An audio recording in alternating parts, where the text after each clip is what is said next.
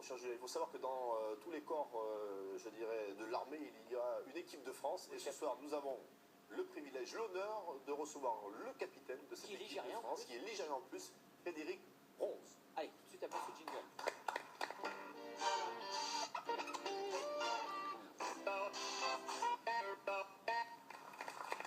Exactement, Frédéric Ronze, justement, capitaine ligérien en plus. Et c'est vrai que cette sélection, on la connaît pas du tout même. Hein. On l'a pris parce que la semaine dernière, ils ont annoncé qu'ils ont perdu 3-1 face à la sélection. Bravo, face à Feur. C'est ça? C'est ça, oui. Alors, une équipe de France qui se prépare, mon cher Julien, comme toute équipe qui se respecte, notamment l'équipe de France en l'occurrence, parce que il y a bientôt un gros événement qui se déroule d'ailleurs en France, on y reviendra d'ici quelques temps, mais pour connaître davantage cette équipe, Frédéric, peux-tu déjà nous expliquer comment se constitue justement une équipe de France des sapeurs-pompiers? Alors on connaît les équipes de France dans d'autres disciplines, mais celle des sapeurs-pompiers, est-ce que ce sont des sapeurs-pompiers professionnels, ce sont des sapeurs-pompiers comme notre cher Julien, volontaires, qui peuvent prétendre à devenir un jour sélectionnable? Alors c'est exactement ça. Cette équipe de France pompiers, elle est composée de volontaires, professionnels ou même militaires. Voilà. Les trois corps. La seule condition, c'est d'être pompier en activité. Et... Moi, j'ai cherché des gourdes. Et elle fonctionne sur le même principe que l'équipe de France A, avec le sélectionneur Didier Deschamps.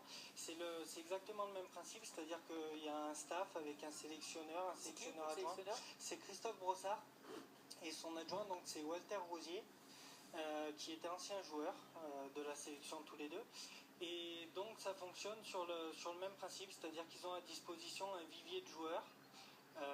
Et ils choisissent dans ces joueurs pour les stages et les compétitions. Alors, ce qu'on ne sait pas au niveau du palmarès, moi je l'ai découvert en même temps que votre existence, c'est que vice-champion d'Europe, c'était ça en Roumanie, Paton? En 2012 exactement, à Ploesti en Roumanie, l'équipe de France a été vice-championne d'Europe. Vous étiez de la partie? Oui.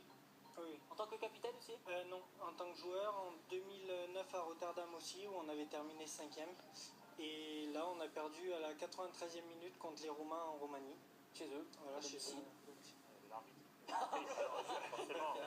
Alors justement, est-ce que le fait, et comme c'est d'ailleurs souvent le cas, notamment dans le football, d'organiser, puisque je vais rappeler que la prochaine échéance, c'est le 12e championnat d'Europe qui sera organisé à 4 du 5 au 9 octobre prochain, est-ce que ça vous donne ce fameux statut, en fait, de favori? Alors favori, c'est délicat parce qu'on ne sait pas vraiment, on sait que tous les 4 ans où en sont les autres sélections nationales, donc on ne sait pas trop ce que ça donne, mais un des prétendants, oui, étant donné qu'on a à domicile, l'objectif c'est clairement d'être champion d'Europe. Les gros pays du ballon, qui sont toujours pas très loin du but, Allemagne, Angleterre, Pays-Bas, République tchèque, France et France aussi. Ouais, donc déjà des nations du football classique, on va dire. Pas l'Italie, non? Ils n'ont pas fait de... Comment ça se passe? C'est les mêmes équipes qualifiées pour l'Euro qui habitent? Attends, non, c'est pas parce que tu as perdu du poids, laisse-toi pas faire. Hein. Non, excuse-moi. Non, ça se passe pas. On va demander à Frédéric, justement. Mais comment ça se passe? Parce qu'il y a les 24 équipes qui sont qualifiées. Est-ce que c'est vraiment les sapeurs-pompiers de ces chaque pays qui... Alors, il y a deux choses différentes. Il y a le championnat de France, donc le sélectionneur puise dans un vivier de joueurs, donc il y a le championnat de France. Il faut qu'ils se baladent de partout. Hein. Ouais, voilà, où on a donc des sélections départementales. Donc nous, on a une équipe de la Loire dont je fais partie. D'ailleurs, que l'on va excuser parce que l'émission étant décalée, étant donné qu'hier c'est la nuit de Pâques, vous auriez pu être présent ce soir, mais ce soir vous aviez un match. On avait un match de préparation ce soir et ils ont laissé le capitaine, tout ça. Mais ce qu'il faut dire, c'est que vous êtes combien de Ligériens et de la Haute-Loire dans l'équipe? Alors on est 3 Ligériens et il y a 2 joueurs de la Haute-Loire. Voilà. On s'est joué au ballon. On s'est joué au ballon dans notre enfant. Non, mais c'est vrai, on peut dire.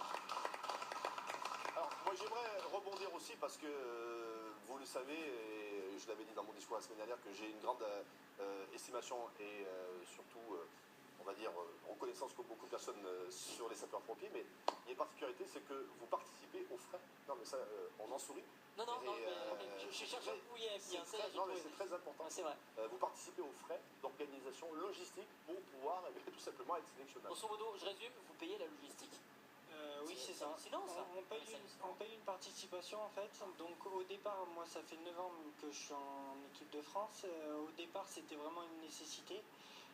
Maintenant, on arrive à avoir un peu de médiatisation, un peu de sponsors. Ah, ça, Mais c'est une volonté du staff et même des joueurs de payer une participation pour montrer notre attachement au maillot, à nos valeurs de pompiers et à notre pays. donc pas de sextape chez vous et Voilà. on paye. Ouais, et Fini a fait l'exemple du football quand même, qui reproche souvent non, certaines mais choses. j'aime beaucoup le football, Patoche. Je suis Non, désolé. mais Et du coup, est-ce que vous êtes détaché est-ce que vous êtes détaché en tant que pompier pour pouvoir vous entraîner plus et être mis à disposition, Je crois par que exemple, du l'équipe, on l'a- sélectionneur pour faire des stages pour préparer la compétition ou non? C'est des jours de congé qu'on pose en fait. Des mais jours c'est de congé et des vacances. Voilà. Vous n'en avez pas plus que d'autres. Non, que ce soit en équipe de la Loire, où d'ailleurs on a les qualifications du championnat de France le 9 avril à Aurillac avec l'équipe de la Loire. Pour le championnat de France, si on se qualifie, qui aura lieu à Perpignan. Et pour l'équipe de France, si on est sélectionné, c'est jour de congé. Les prochaines échéances, Patoche, on peut les voir où jouer et quand est-ce qu'il y a la Coupe d'Europe. Frédéric va nous le dire, parce que ça commence au mois de juin déjà sur Limoges. Alors il nous reste 2 stages de préparation, donc à 3 jours à Limoges, sur le même principe qu'à André-Zueffer. On va jouer contre la CFA de Limoges dans le stage des 3 jours. Et après on aura un dernier stage 15 jours avant le championnat d'Europe, donc mi-septembre, à Tours. Et on jouera contre la CFA2 de Tours, Voilà. la réserve Et on de peut venir l'équipe. vous applaudir du côté pour la Coupe d'Europe, c'est quand? Alors ça sera à Cannes du 5 au 10 octobre. On va y aller à Cannes. Hein. Oui, bah, tant qu'à faire, on ira faire un petit reportage. À nos frais ou aux frais de Au frais de TSF? TSF, Ouais. non, mais on Carlton, participation au Carlton. du maillot. Il y a de la place. Ah, il Jean- connaît. Voilà, exactement. On passe au tout petit U11 devenu champion